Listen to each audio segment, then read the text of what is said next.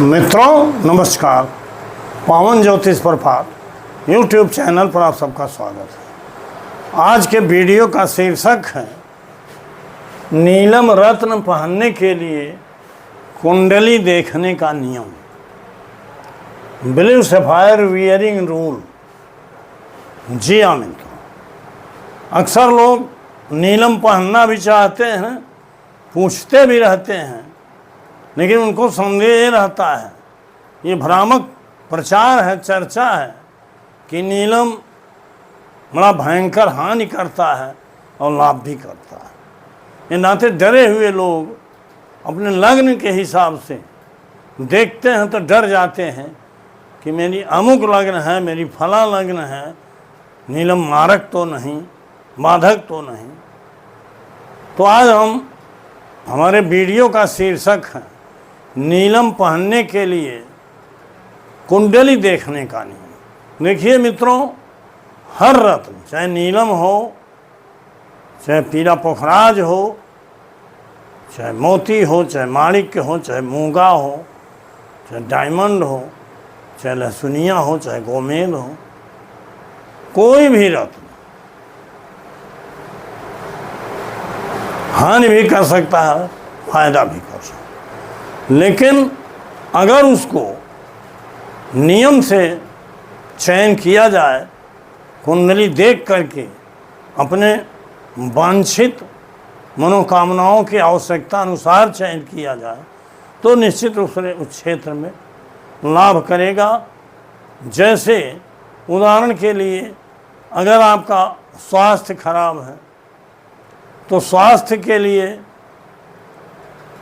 नीलम को चयन करने की विधि अलग है। अगर धन की समस्या है तो धन के लिए नीलम चयन करने का नियम तो वही है, लेकिन बार बार हमने बताया है कि वो भाव नहीं, भाव समूह को देखा जाता है, और केवल भाव को देखेंगे आप तो कारक मारक बाधक इस भ्रम में पड़ जाएंगे, क्योंकि यह नियम लागू नहीं होता। चाहे धन हो, चाहे स्वास्थ्य हो, चाहे संतान हो, चाहे विवाह हो, नौकरी हो, व्यवसाय हो, विदेश हो, जीवन के हर बारहों भाव से देखे जाने वाले हर कार्य या घटनाओं के लिए हर रत्न लाभदायक भी होता है, हानिकारक भी। इस नाते चयन ही रत्न का महत्वपूर्ण है, उसके बाद शुद्धता उसकी महत्वपूर्ण है, और धारण विधि अलग है। लेकिन आज हम पहनने के लिए नीलम को कैसे चुनें कि हमारे लिए नीलम फ़ायदा करे, लाभ करे। आगे बढ़ने से पहले आपसे अनुरोध है कि अगर मेरे चैनल को अब तक सब्सक्राइब नहीं किए हैं, सब्सक्राइब कीजिए, और एक नया बटन दिया है यूट्यूब ने इस समय हाइप करने का, हाइप कीजिए, वीडियो को लाइक करिए, मित्रों को शेयर करिए, और पसंद आएगा ही, अंत में एक प्यारा कमेंट करिए पूरा वीडियो देखने के बाद। और वीडियो को स्किप करके मत भगाइए, क्योंकि भगा के देखते हैं तो आपका फ़ायदा नहीं होगा, बल्कि आपके पल्ले कुछ नहीं पड़ेगा। आइए आते हैं आज के वीडियो। आज के वीडियो में हमने किसी का बर्थ डिटेल तो नहीं दिया है, क्योंकि लग्न / कास्प चार्ट, ये मेष लग्न की कुदरती नैसर्गिक नेचुरल कुंडली है जो बराबर देता हूँ, इसमें लग्न कुंडली या कस्प कुंडली आप यही मान सकते हो। इसके अलावा हमने 4 सूत्र दिए हैं, 4 नियम। इन्हीं 4 नियमों के आधार पर किसी भी लग्न की कुंडली है, अगर उसको आप देखोगे तो निश्चित रूप से आपको पता चलेगा कि नीलम मुझे पहनना चाहिए कि नहीं। आज चूँकि हम नीलम पर बात कर रहे हैं, यही नियम प्रायः हर रत्नों पर लागू होता है। पहला नियम हमने दिया है केपी ज्योतिष, मतलब कि केपी ज्योतिष के आलोक में ही अगर आप रत्न चुनेंगे, चयन की विधि अपनाएंगे, तभी फायदा होगा। क्योंकि अन्य ज्योतिष, बहुत सी ज्योतिष है, मैंने सबका अध्ययन किया है, लेकिन मुझे केपी ही सटीक और विज्ञान सम्मत लगी है। बहुत बार इस पर बात कर चुका हूँ। दूसरा है महादशा। आप जिसकी भी जन्म कुंडली देख रहे हैं, अपना देख रहे हैं, तो जरूर देखिए कि महादशा किसकी चल रही है। महादशा आपके सिस्टम में जब बर्थ डिटेल डालते हैं तो सब आ जाता है किसकी महादशा है, किस ग्रह की। नंबर 3 है केपी कस्पल सिग्निफिकेटर्स। आप जानते हो लग्न कुंडली और भाव कुंडली होती है। भाव कुंडली देखने के लिए 12 भाव से आप पूर्व जन्म के कर्मों के फलस्वरूप वर्तमान में कौन सा भाग्य लेके 12 भाव से आए हो उसको देखना जरूरी है। कस्पल सिग्निफिकेटर्स। और एक होता है प्लैनेट्स माने ग्रहों का ये सिग्निफिकेटर्स आपको केवल केपी में ही मिलेगा। मैं केपी पर इसलिए बार बार जोड़ देता हूँ कि केपी से ही सटीक फल मिलता है, केपी में ही सटीक नियम और सिद्धांत हैं। और बकिया ज्योतिष की चर्चा होती है, उसमें नियम तो थे कभी, आज उन नियमों को भी लोग छोड़ चुके हैं। इस पर और चर्चा हम करेंगे, क्यों केपी ही आज ज़रूरी है। कभी वीडियो देंगे तो हम बताएंगे, लेकिन ये मान लीजिए कि केपी ही जरूरी है। अब आते हैं नीलम चयन पर। जैसे मान लीजिए यही एक कुंडली है मेष लग्न, तुला की भी हो सकती, सिंह की भी हो सकती, 12 राशियों 12 लग्नों की कोई कुंडली हो। आप रत्न चुनने के लिए आपको सबसे ज़रूरी क्या है? एक तो अपनी ज़रूरत है, क्योंकि रत्न जो भी आप पहनिए अपने कार्य के अनुसार, अपनी अपेक्षा के अनुसार, अपनी घटना के अनुसार रत्नों को चुनिए, क्योंकि एक ही रत्न आपको हर क्षेत्र में लाभ नहीं दे सकता। अगर आपको धन रुपया पैसा की ज़रूरत है, नौकरी की ज़रूरत है और कोर्ट केस में विजय की ज़रूरत है, किसी प्रतियोगिता परीक्षा में सफलता लेना है, तो आपको एक ही नियम लागू होता है 6, 10, 2, 11। अर्थात जो ग्रह 6, 10, 2, 11 इन भावों का 6, 10, 2, 11 इन भावों का सिग्निफिकेटर होता है। कैसे? वो भी अपने नक्षत्र के द्वारा, जिस ग्रह के नक्षत्र में है उस नक्षत्र उस ग्रह में अगर 6, 10, 2, 11 भाव, सभी भाव या अधिकतम भाव या 1, 2 भाव आए हों और उस ग्रह का उपनक्षत्र स्वामी में भी इन्हीं भावों में से 1, 2 भाव जरूर आए, तो ये देखा जाता है केपी प्लैनेट्स सिग्निफिकेटर्स ग्रहों से। और तीसरा आता है केपी कस्पल मतलब भाव कुंडली में कस्पल सिग्निफिकेटर्स में जिस भाव संबंधी, जिस प्रमुख भाव संबंधी आपका विषय है। अभी हमने धन के बारे में बताया, तो द्वितीय भाव को देखिए। नौकरी के लिए देखना हो तो 6वें भाव देखिए, उसमें 6, 10, 2, 11 भाव अगर आए हैं तो नौकरी मिलेगी। द्वितीय भाव को देखिए तो 2, 6, 10, 11 आए हैं तो धन की स्थिति अच्छी होगी। प्रतियोगिता परीक्षा में पास होना हो तब भी 6वें भाव को देखिए। इस तरह से कोर्ट केस को देखना हो तब भी 6वें को देखिए, यही 6, 10, 2, 11 भाव मेन। अगर ये भाव आए हैं इन भावों में तो इन कार्यों में आपको सफलता मिलेगी, यह आप भाग्य में लिखा है। अब मान लीजिए विवाह नहीं हो रहा है, विवाह में बाधा है, तो सप्तम स्थान को देखिए 7, 2, 11 ये भाव कस्पल सिग्निफिकेटर में आए हैं, तभी आपको विवाह सुख मिलेगा।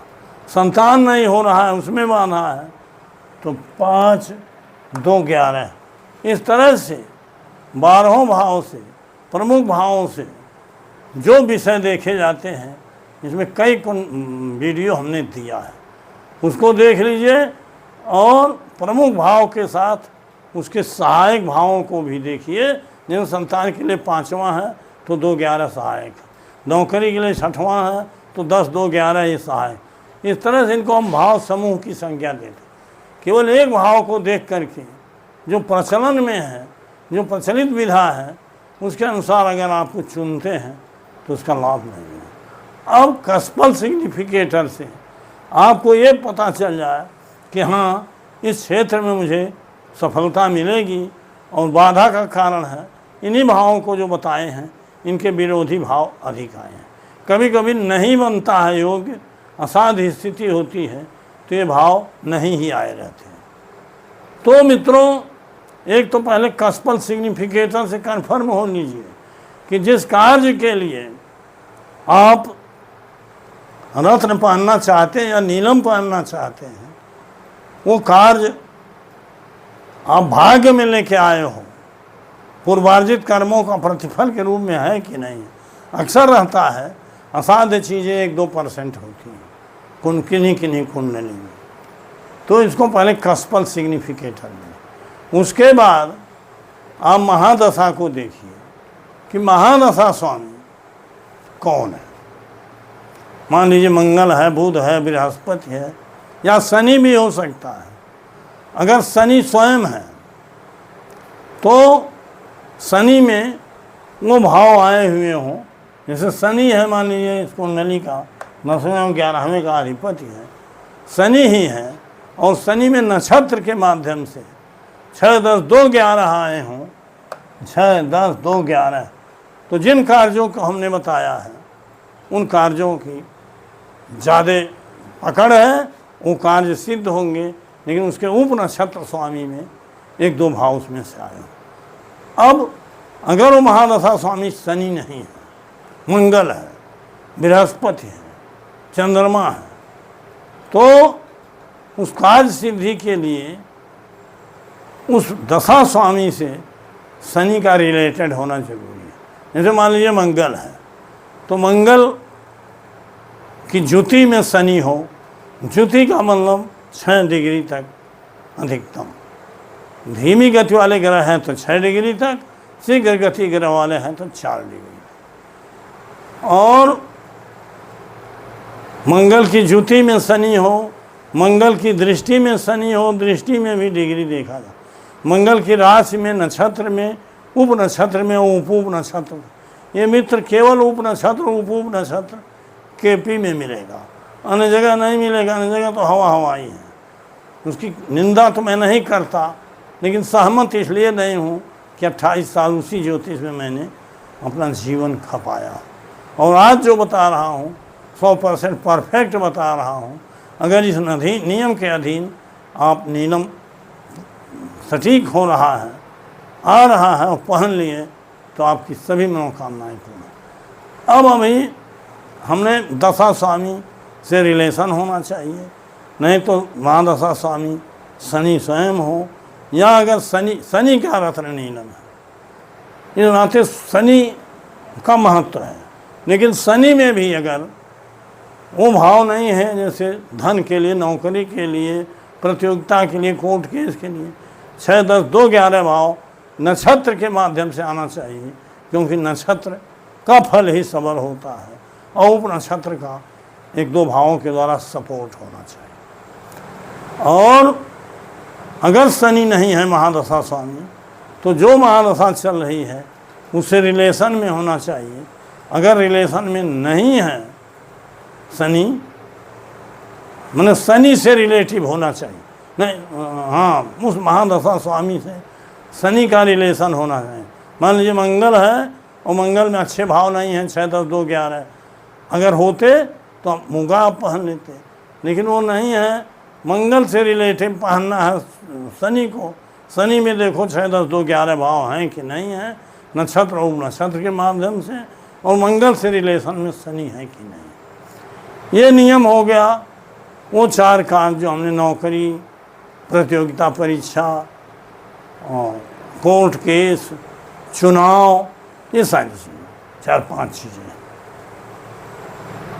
अब उसके बाद मेरे संतान की ज़रूरत है, संतान का अभाव है, तो वही नियम 5, 2, 11 या तो शनि की महादशा है उसमें हो, और उसमें अगर नहीं है तो जिसकी महादशा स्वामी है वो उससे शनि का रिलेशन हो, और शनि में 5, 2, 11 है, होना चाहिए।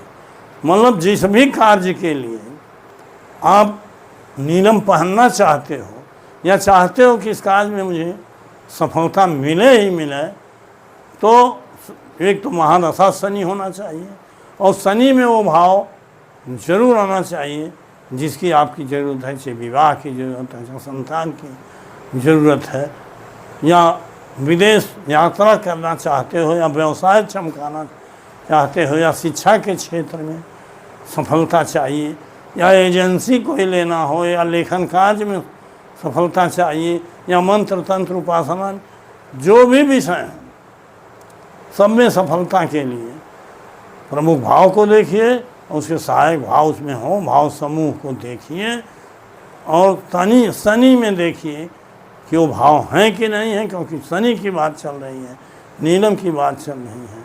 अगर शनि की महादशा है उसमें वो भाव हैं तो दी बेस्ट है, और महादशा नहीं है शनि की तो जिसकी महादशा है उससे शनि को रिलेटेड होना चाहिए। इन्हीं नियमों पर आधारित अगर शनि खरा उतर रहा है तो निश्चित रूप से शनि का नीलम आप पहनिए, आपकी मनोवांछित सभी कामनाएं पूरी होंगी जिस उद्देश्य के लिए आपने पहना है। नियम उसका ये है कि 4 कैरेट से अधिक हो, मतलब 5 रत्ती से नहीं, शुद्ध नीलम हो। और नीलम अगर नहीं पहन सकते तो नीली आता है आयोलाइट, वो सस्ता आता है लेकिन उस 6 कैरेट से अधिक हो। और शनिवार के दिन उसको पहनना रहता है। नीलम की अंगूठी चांदी में जड़वाइए, चांदी में जड़वा के शनिवार के दिन ओम संग शनैश्चराय नमः मंत्र से अभिमंत्रित कर लीजिए। आने वाले समय में एक वीडियो दूंगा जिसमें चयन और धारण दोनों नियम बताऊंगा ताकि आप विधिवत उस रत्न को अभिमंत्रित या मंत्र सिद्ध या अभिषिक्त करके पहने तो ज़्यादा लाभ होगा। रत्नों के महत्व से आप अपरिचित नहीं हो, इस नाते आज हम नीलम रत्न पहनने के लिए, उसके चयन के लिए कौन सा नियम अपनाऊं उस पर ये वीडियो दिए हैं। और मुझे पूरा विश्वास है कि मैंने बहुत कायदे से आपको समझाया है। इस नियम का पालन करके अगर आप नीलम पहनोगे तो निश्चित रूप से आपको कामयाबी मिलेगी, और जिस कार्य में आप सफलता और सिद्धि चाहते हो नीलम पहनने के 10-5 दिनों के अंदर ही उसका लाभ, उसके संकेत आपको मिल जाएंगे। तो मित्रों, वीडियो लंबा न हो इस नाते आज का टॉपिक है समाप्त करता हूँ। पुनः 2 दिन बाद मिलूँगा नए टॉपिक के साथ। तब तक के लिए बहुत बहुत धन्यवाद। हार्दिक शुभकामनाएं।